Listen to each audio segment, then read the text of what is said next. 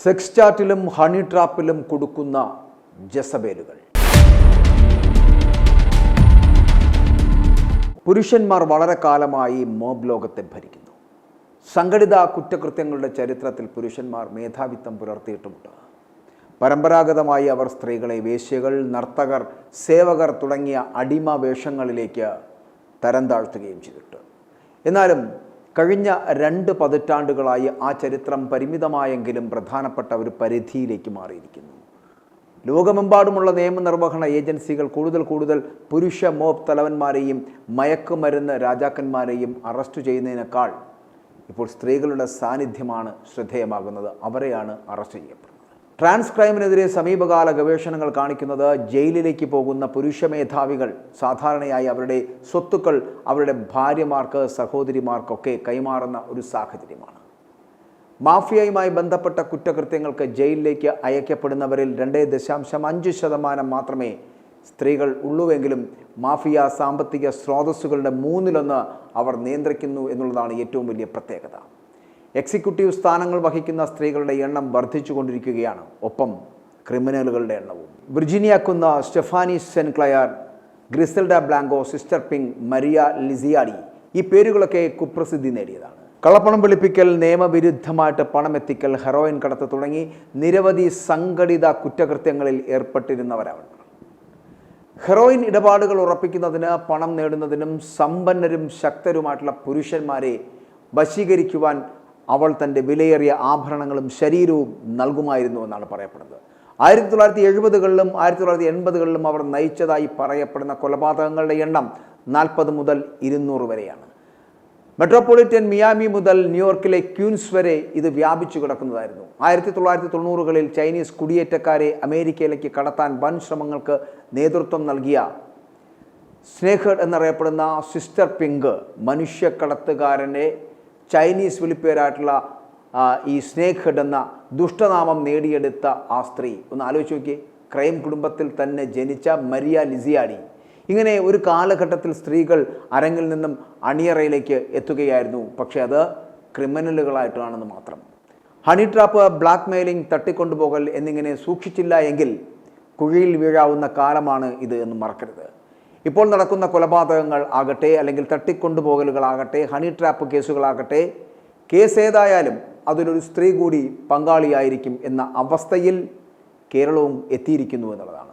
അതായത് പുരുഷ ക്രിമിനലുകളെക്കാൾ സ്ത്രീകൾക്കിടയിൽ ക്രിമിനലുകൾ വർദ്ധിച്ചിരിക്കുന്നുവെന്ന്. കേരളത്തിലെ ആദ്യത്തെ അറിയപ്പെട്ട അല്ലെങ്കിൽ അറിയപ്പെടുന്ന വനിതാ ഗുണ്ട ആരാ എന്ന് ചോദിച്ചാൽ അത് ശോഭ ജോൺ എന്ന് മാത്രമേ നമുക്ക് ആദ്യം പറയാൻ പറ്റൂ. ശബരിമലയിലെ തന്ത്രിമാരിൽ ഒരാളായിട്ടുള്ള കണ്ഠരര് മോഹനരുമായി ബന്ധപ്പെട്ട വിവാദമാണ് തന്ത്രി കേസ് എന്നും ശബരിമല തന്ത്രി ആക്രമണ കേസ് എന്നുമൊക്കെ അറിയപ്പെട്ടിരുന്നത്. വീട്ടിൽ ആചാരങ്ങൾ നടത്താനെന്ന വ്യാജേന 2006 ജൂലൈ 23 കൊച്ചിയിലെ ലൈംഗിക തട്ടിപ്പുകാരിയായിട്ടുള്ള ശോഭ ജോണിൻ്റെ ഉടമസ്ഥതയിലുള്ള ഫ്ലാറ്റിലേക്ക് തന്ത്രിയെ ക്ഷണിച്ചു വരുത്തി തുടർന്ന് നഗ്നരായ സ്ത്രീകളുമായിട്ട് പോസ് ചെയ്യുവാൻ തോക്ക് ചൂണ്ടി ഭീഷണിപ്പെടുത്തുകയും സ്വർണം പങ്കുവയ്ക്കുവാൻ ബ്ലാക്ക് മെയിൽ ചെയ്യുകയും ചെയ്ത് അത്തരത്തിലൊരു കേസുണ്ടായിട്ടുണ്ട്. ആരും അത് മറന്നു കാണില്ല എന്ന് കൂടി പറയട്ടെ. ഈ ശോഭ ജോണിനെ കുറിച്ച് വിവാദമായ വരാപ്പുഴ ലൈംഗികാതിക്രമ കേസിലെ പ്രതി കൂടിയാണ് ശോഭ ജോൺ എന്ന് പറയപ്പെടുന്നത്. ആ ശോഭ ജോൺ പെൺകുട്ടികളെ വിൽക്കുന്നതിനായിട്ട് സംസ്ഥാനത്തിനകത്തും പുറത്തും നിന്നുള്ള 10 ഏജന്റുമാരെ നിയമിച്ചിരുന്നതായിട്ട് അന്ന് വെളിപ്പെടുത്തിയിരുന്നു. ആ വെളിപ്പെടുത്തിയ വാർത്തയും കേരളം കേട്ടപ്പോൾ അപ്പോഴും പ്രതി അതിലാരായിരുന്നു? ശോഭ ജോൺ. ശോഭയിൽ നിന്ന് പോലീസ് ഒരു പോക്കറ്റ് ഡയറിയും ഒരു സിം കാർഡും പിടിച്ചെടുത്തപ്പോൾ ഡയറിയിൽ ഉന്നതന്മാരടക്കമുള്ള 300-ലധികം പേരുടെ നമ്പറുകളുമൊക്കെ ഉണ്ടായിരുന്നു എന്നുള്ളതാണ്. എന്നാൽ അവയെല്ലാം ഇന്നും കാണാൻ പറയാത്താണ്. ശോഭയുടെ വെളിപ്പെടുത്തലുകളുടെ പശ്ചാത്തലത്തിൽ സംസ്ഥാനത്തെ സെക്സ് റാക്കറ്റും വ്യാജ കറൻസി മാഫിയയും തമ്മിലുള്ള ബന്ധത്തിൻ്റെയൊക്കെ സാധ്യത പോലീസ് വളരെ ഗൗരവമായി തന്നെ അന്വേഷിച്ച് അത്തരത്തിലുള്ള അന്വേഷണത്തിൽ കൂടുതൽ സെക്സ് റാക്കറ്റുകളെ പൊക്കാൻ പോലീസിന് കഴിയുകയും ചെയ്തു. അത്തരത്തിൽ കേരളത്തിൽ നടന്ന കിസ് പ്രൊട്ടസ്റ്റന്റ് എന്ന പരിപാടി ഉണ്ടായിരുന്നു. കിസ് ഓഫ് ലവ് എന്നൊക്കെ പറയുന്ന പരിപാടി. ആ പരിപാടിയുടെ പ്രധാന സംഘാടകനായിരുന്നു രാഹുൽ പശുപാലനും അദ്ദേഹത്തിൻ്റെ ഭാര്യയും മോഡലുമൊക്കെയായ രശ്മി ആർ നായരും. അതും ആരും മറന്നു കാണില്ല. അവർ ഉൾപ്പെട്ട ഓൺലൈൻ പെൺവാണിഭ സംഘം നടത്തിയ ചെയ്തികൾ കേരളം കണ്ടതാണ്. പ്രായപൂർത്തിയാകാത്ത പെൺകുട്ടികളുടെ ഫോട്ടോകൾ അപ്ലോഡ് ചെയ്തതിനും എസ്കോർട്ട് സേവനം വാഗ്ദാനം ചെയ്യുന്ന ഒരു ഫേസ്ബുക്ക് പോസ്റ്റ് ആ ഒരു ഫേസ്ബുക്ക് സൈറ്റിൽ പോയിട്ട് അശ്ലീല കമൻറ്റുകൾ പോസ്റ്റ് ചെയ്തതിനും അടക്കം, മാത്രമല്ല ഈ സംഘടിത ശ്രമങ്ങൾക്കൊക്കെ ഈ ഭാര്യയെയും ഭർത്താവിനെയും ഉൾപ്പെടെ മറ്റ് 7 പേരെ കൂടി അന്ന് പോലീസ് അറസ്റ്റ് ചെയ്യുകയും ചെയ്തു ഈ കുൽസിത ഗുണ്ടാ പ്രവർത്തനങ്ങൾക്ക്. പിന്നെയും ഇങ്ങനെ ഞെട്ടിക്കുന്ന കുറ്റവാളികളായിട്ടുള്ള ഒട്ടനവധി വനിതാ ക്രിമിനലുകൾ കേരളത്തിൽ ഉണ്ടായിട്ടുണ്ട്, ഏറെയുണ്ട്. സ്വത്തുക്കൾ തട്ടിയെടുക്കുവാനായി 2002 മുതൽ 2016 വരെയുള്ള കാലയളവിൽ ജോളി ജോസഫ് എന്ന യുവതി നടത്തിയ ആസൂത്രിത കൊലപാതക പരമ്പരയാണ് കൂടത്തായി കൂട്ടക്കൊലക്കേസ് എന്ന പേരിൽ അറിയപ്പെടുന്നത്. 14 വർഷത്തിനിടെ കോഴിക്കോട് ജില്ലയിലെ കൂടത്തായിയിൽ ഒരു കുടുംബത്തിലെ 6 പേരുടെ കൊലപാതകം നടന്നു. പ്രതി കുടുംബത്തിൽ നിന്നുള്ള സ്ത്രീയാണ് എന്ന് ലോകം ഞെട്ടലോടെയാണെന്ന് കേട്ടതും അറിഞ്ഞതും സ്തംഭിച്ചു പോയതും.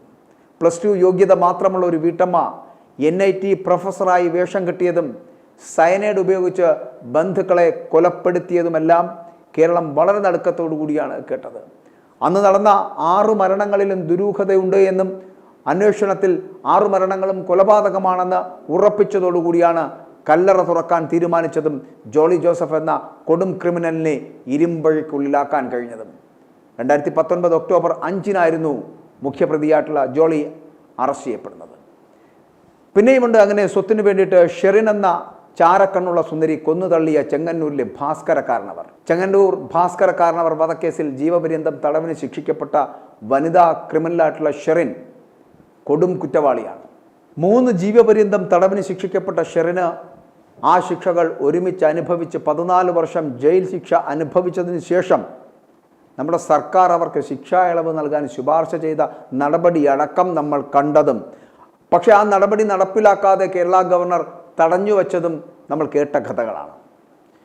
ശരീരം കൊടുത്തും പണം കൊടുത്തും കൂടെ കൂട്ടിയ കൂട്ടാളിയോടൊപ്പം ചേർന്ന് ശ്വാസം മുട്ടിച്ച് കൊലപ്പെടുത്തിയ കാരണവരുടെ മകൻ്റെ ഭാര്യ കൂടിയാണ് ഈ അസുരവിത്ത്. അത്തരത്തിലിപ്പോൾ മറ്റൊരു ഹണി ട്രാപ്പിൻ്റെ കഥയാണ് പറയുന്നത്. അയൽവാസിയായ അമേരിക്കൻ മലയാളിയുമായി ആദ്യം സൗഹൃദം സ്ഥാപിച്ചിട്ട് നഗ്നചിത്രമെടുത്ത് ഭീഷണിപ്പെടുത്തി 60 ലക്ഷവും 61 പവനും കവർന്ന കഥ. കോട്ടയം അതിരമ്പുഴ അമ്മഞ്ചേരി കുമ്മണ്ണൂർ വീട്ടിൽ ധന്യ അർജുൻ എന്ന 37 വയസ്സുകാരിയാണ് അവസാനം സകല അടവുകളും പയറ്റി പരാജയപ്പെട്ട് പോലീസിന് മുന്നിൽ കീഴടങ്ങിയത്.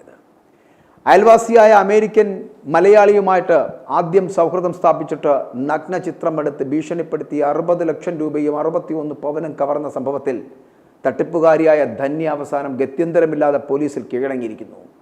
ഈ ധന്യ എന്ന് പറയപ്പെടുന്ന മുതൽ ചില്ലറക്കാരിയല്ല കേട്ടോ. പോലീസുകാരനെ വരെ ഹണി ട്രാപ്പിൽ കുടുക്കിയ കേസിലെ പ്രതിയാണ് ഈ വനിതാ ഗുണ്ട എന്ന് പറയപ്പെടുന്നത്. ആദ്യം നമുക്ക് ഈ അയൽവാസിയായിട്ടുള്ള യുവാവുമായിട്ട് സൗഹൃദം സ്ഥാപിച്ച ധന്യ യുവാവിൻ്റെ നഗ്നചിത്രങ്ങൾ എടുത്ത ശേഷം ഭീഷണിപ്പെടുത്തി പണവും സ്വർണവും തട്ടുക എന്ന് പറയപ്പെടുന്ന ഒരു പരിപാടിയിലേക്ക് കൊണ്ടെത്തിക്കുകയായിരുന്നു. അമേരിക്കയിൽ സോഫ്റ്റ്വെയർ എഞ്ചിനീയറായിരുന്ന യുവാവ് ഇയാളുടെ ഭാര്യയുടെ പഠന സൗകര്യത്തിനായിട്ട് അമ്മഞ്ചേരിയിൽ പ്രതിയുടെ വീടിനടുത്ത് വാടകയ്ക്ക് താമസിച്ചിരുന്നു. ഈ സമയത്താണ് ധന്യ യുവാവിനോട് അടുപ്പം സ്ഥാപിച്ച് തട്ടിപ്പ് നടത്തിയത്.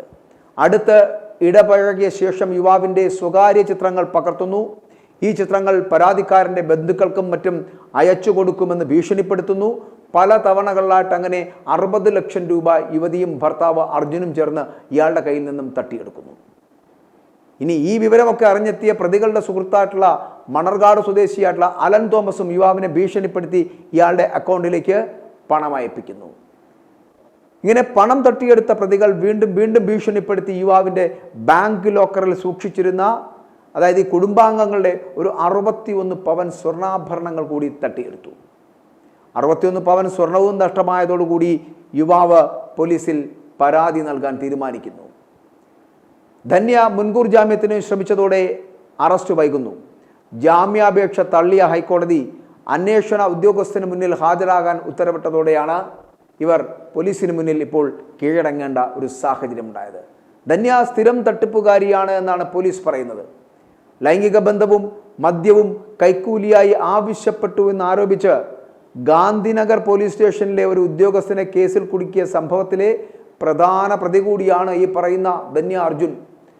അറസ്റ്റ് രേഖപ്പെടുത്തിയ ശേഷം ഇവരെ കോടതിയിൽ ഹാജരാക്കിയെങ്കിലും ഗർഭിണിയായതിനാൽ ഇവർക്ക് കോടതി ജാമ്യം നൽകുകയും ചെയ്തിട്ടുണ്ട്.